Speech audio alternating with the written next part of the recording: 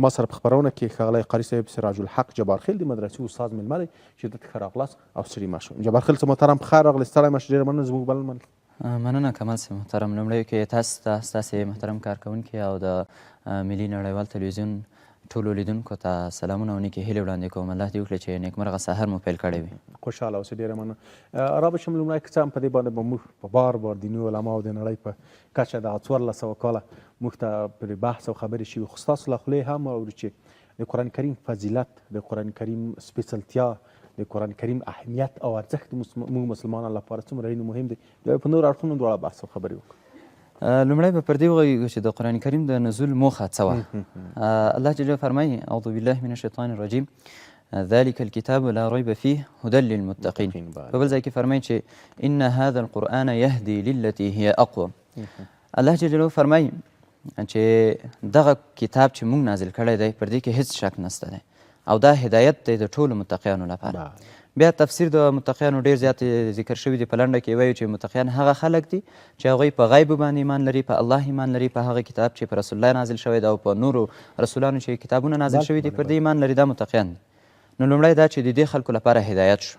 دوهم دا چې قرآن کریم د انسانانو د هدایت لپاره او د انسانانو د ژوند د چارچوکاټ د جوړولو لپاره یوه تر ټولو بهترینه ذریعه ده چې په دې لار باندې موږ کولی سو چې کله د قرآن کریم لاره خلک تعقیب کړي نو کولی شي چې یو بهترینه ژوند ولري، بهترینه لاره ولري او بهترین هغه خپل ژوند چې دی په بهترینه طریقه پر مخ یوسي. بله، ډېر عالي، ډېر په زړه پورې. مننه قدرمنه. رابوش همدغه موضوع ته تاسو هم د اوس ورته اشاره وکړه چې موږ د دغه مقدس کتاب څخه په ورځني ژوند کې څنګه ګټه اخیستلی شو. موږ مسلمانان په کومه لاره باید قرآن کریم ته ور دننه شو چې د ژوند اسانتیاوې پکې ومومو او د ژوند ارزښتونه پکې ومومو او په ورځني ژوند کې دغسې کار ترېنه واخلو چې څنګه موږ ته ویل شوي دي. زه یوه په دې تړاو به تاسو ما سره موافق وایه چې اوس مهال که موږ وګورو مسلمان ټولنې ته زیاتره علماو چې بحث په دې کوي، زما چې په سوشل میډیا کې دوی غږونه اورېدلي او دلته مو ورسره مرکې کړي دي، حتی نړیوال علما دوی وایي چې مسلمانانو چې دغه اوس کومو ستونزو کړاوونو سره مخ دي، یوازینی علت یې هم دغه دی چې موږ د دې څخه د دغه مقدس کتاب څخه فاصله اخیستې ده. ستاسو نظر هم په دې تړاو؟ کمال صاحب محترم، موږ به لومړی دا خبر وکړو چې قرآن کریم لومړی باید تاسو په فردي ډول نه وګورو. یو نفر باید په فردن یعنی هر یو شخص ځان لپاره قرآن کریم باید د تلاوت له نګانه تفسیر له نګانه لومړی پر ځان عملي کړي. الله جل جلاله فرمایي چې الا بذکر الله تطمئن القلوب. ای خبردار چې په ذکر د الله سره زړونه مطمئن کیږي. دا د لومړی خبره. دوهم راځو د همدغه قرآن کریم استفاده په خپل روزانه ژوند کې د کورنۍ اړخ ته اړو. په کورنیو کې موږ ته الله جل په قرآن کریم کې فرمایي چې تاسې له خپلو والدینو سره احسان کوئ، تاسې زنا مه کوئ، تاسې همداراز د یتیم مال مه خورئ. همداراز ډېر زیات نواهی ذکر کړي دي چې موږ له هغې څخه منع وکړو. که چېرته موږ دا هم وکړو زموږ ژوند نور هم د کورني چارچوکاټ سره نور هم جوړیږي. همداراز راځو درېیمې برخې ته، هغه اجتماعي برخه شوله چې موږ په اجتماع کې له خلکو سره څنګه چلند ولرو، له خلکو سره څه وکړو او له خلکو سره سره ډول موږ مخې ته لاړ شو چې تر څو دغه ژوند زموږ ښه اوسیږي. همداراز زموږ اقتصادي چارې دي، زموږ سیاسي چارې دي، زموږ حتی نظامي چارې دي چې الله جل په قرآن کریم کې نظامي همداراز اقتصادي سیاسي چارې ټولو لارښوونه کړې ده. نو لکه څرنګه چې موږ تاسې ګورو دغه یوه خبره بیخي زیات شهرت یې اخیستی چې کفار چې دومره پرمختګ یې کړی دی دوی زیاتره استفاده له قرآن کریم څخه کوي. همداسې ده که نه؟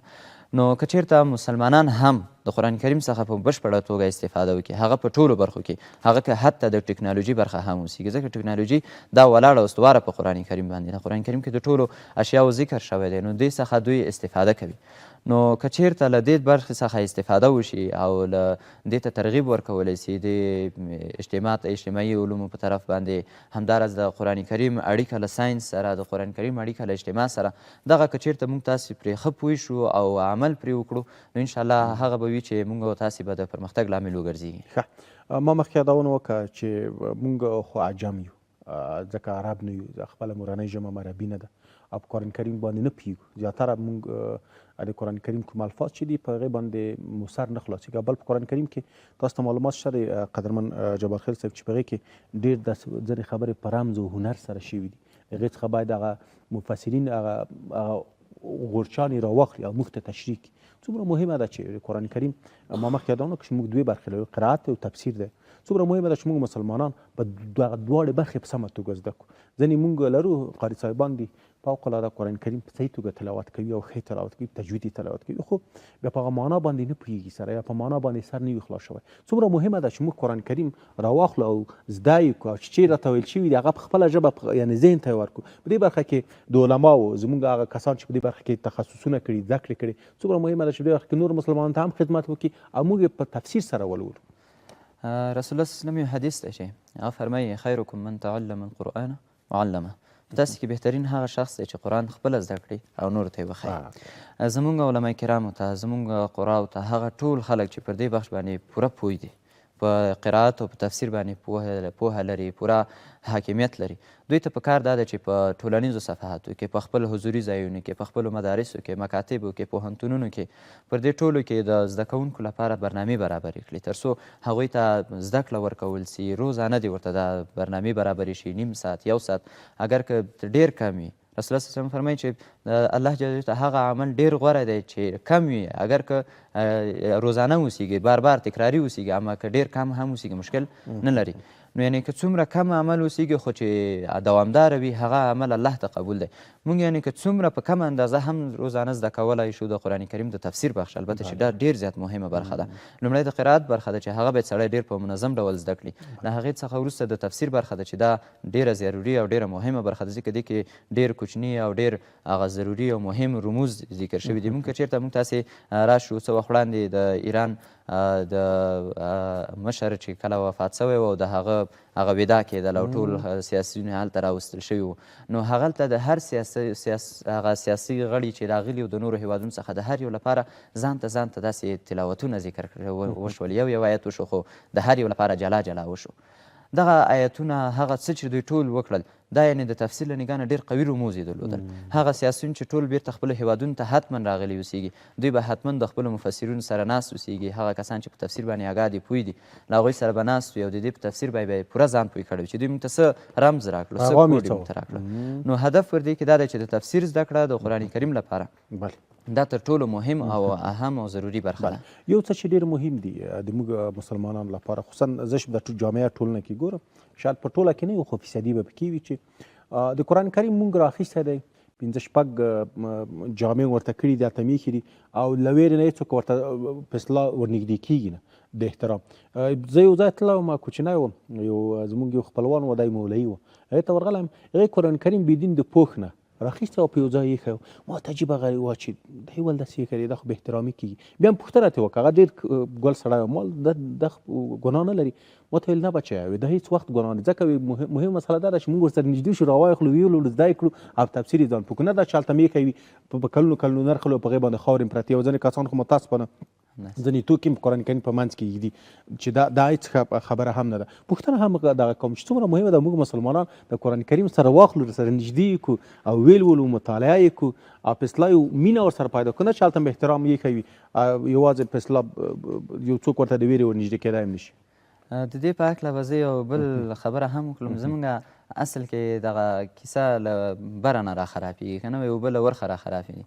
نو قصه زموږ ځینې قاري صاحبان دي، دوی نه چې کله موږ پوښتنه کوو چې قاري صاحب کله تلاوت کوي، ته خو حافظ د قرآن یې، ته به ښه تلاوت کوي، زیات تلاوت به کوي، نو دوی داسې یعنې متاسفانه دوی په فخر وایي چې والا تېره رمضان کې مې چې تلاوت کړی د قرآن مې لیدلی ده، بیا مې نه دی کتلی. اما دا ډېر د تاسف ځای دی.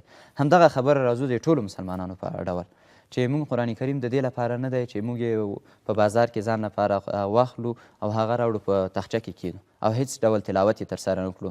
د قرآن کریم د آدابو په بڼه کې ذکر شوي دي چې د قرآن کریم یو ادب دا دی چې هره ورځ په ورځني ډول باید له قرآن کریم څخه حد اقل 1 پاو تلاوت وکړی شي. علما کرام فرمایي چې خیر اوس مصروفیتونه زیات دي، که چېرته 1 پاو هم نه کېږي، د ورځې 1 تر 2 صفحو باید د دې تلاوت ترسره شي. زموږ ځینې دوستان دي په مصر کې، هغوی وایي چې دلته له عامو نه تر خاصو پورې ټول یو سر نه پر دې باندې عادت شوي دي چې د ورځې 2 صفحې 3 صفحې 1 صفحه تلاوت ونه کړي، بیخي ورځ پرې نه تېرېږي. نو دا وګوره هغه ده چې هماغه قرآن کریم دغه تاثیرات پر دوی کې پاتې کېږي. هر انسان چې قرآن کریم ډېر تلاوت کوي د هغه تاثیر به پر دې انسان باندې هم ډېر پاتې اوسېږي. ډېره مننه قدرمن جبار خیل صاحب، څه ویل لرئ پیغام مو څه دي په وروستیو کې؟